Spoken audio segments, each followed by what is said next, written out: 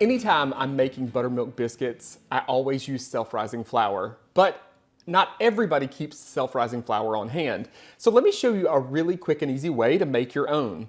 Start with all-purpose flour. Now, for every cup of self-rising flour that you need, you're going to need to repeat this process. So we're going to start with 1 cup of all-purpose flour. I like to use a big container like this that has a wide lid so that I can measure right over the container.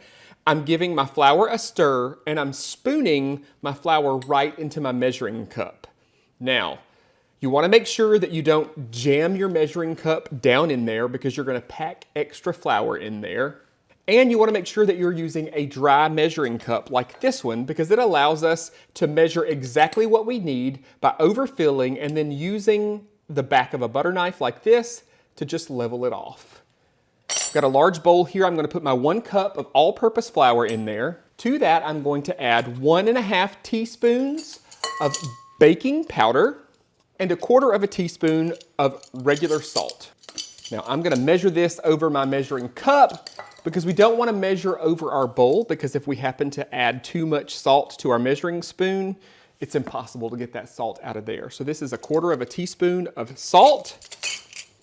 I'm going to whisk this together. And once that's done, I've got 1 cup of self-rising flour.